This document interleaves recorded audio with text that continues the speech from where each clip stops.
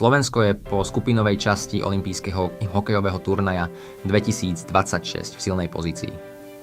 V dnešnom videu sa pozrieme, ako sme odohrali skupinu, čo fungovalo a čo nie, aké máme šance v play-off a koho môžeme dostať vo štvrťfinále. Ešte predtým, ako začneme, zanechajte like, odber a napíšte komentár a môžeme ísť na video. Ako funguje turnaj? Na ZOH 2026 hrá hokej 12 tímov. Sú rozdelené do 3 skupín po 4 tímy. Každý tím odohrá 3 zápasy, každý s každým. Víťazi skupín a najlepší tím z druhých miest postupujú priamo do štvrťfinále. Ostatné tímy idú do predkola, 8 finále. A bojujú tam o postup medzi 8 najlepších. Takýto formát zabezpečuje, že každý zápas má veľkú váhu. Slovensko. V skupine B Slovensko hralo v skupine B so Švédskom, Fínskom a domácim Talianskom. Výsledky. Proti Fínsku vyhrá 4:1. Veľmi dôležitý výsledok, ktorý dodal týmu sebavedomie. Proti Taliansku vyhrá 3:2. Ťažký zápas, no Slovensko ukázalo charakter.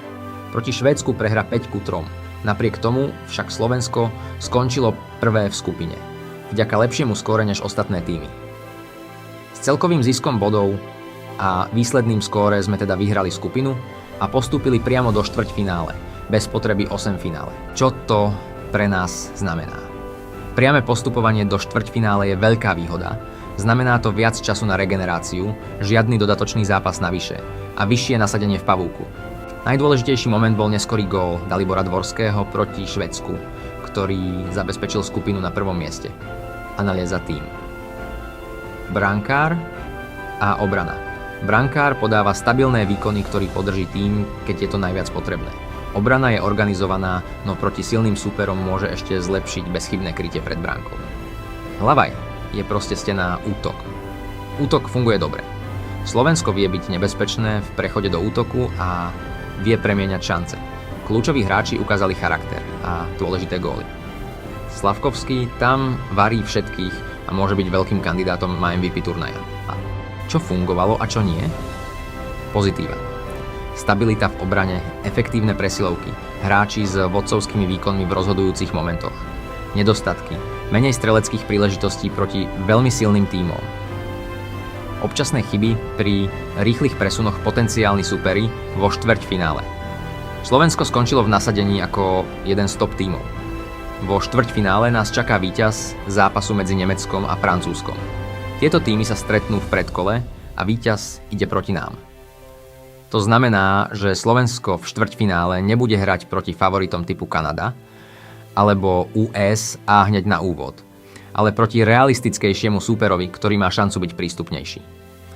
Ak porazíme Nemecko alebo Francúzsko, potom už v semifinále pravdepodobne narazíme na silnejšie týmy ako Kanada, USA či Fínsko podľa výsledkov ostatných zápasov šance na medailu. Reálne šance? Slovensko má určite možnosť dostať sa do semifinále, najmä ak podá svoj najlepší výkon. Medaila nie je nemožná, ale vyžaduje si to maximálne sústredenie, minimálne chyby a dobré zvládnutie kľúčových situácií. Po skupinovej časti môžeme povedať, že Slovensko má dôvod na optimizmus. Priame štvrťfinále, dobrá forma, dôležité víťazstva a jasný plán. To všetko dáva týmu šancu ísť ďaleko. V play-off bude záležať na detailoch. Presadzujte sa vo vlastnom pásme. Premieňajte šance a eliminujte chyby. Kto má najväčšie šance na zlato? Je to jednoznačne Kanada, Amerika a možno Švédsko, Fínsko, Slovensko môže skôr prekvapiť, ale na bronz by dosiahnuť mohli. Ďakujem, že ste video dopozerali až sem. Nezabudnite dať like, odber a komentár. A ako vidíte slovenské šance? Píšte do komentárov. Vidíme sa pri ďalšom videu.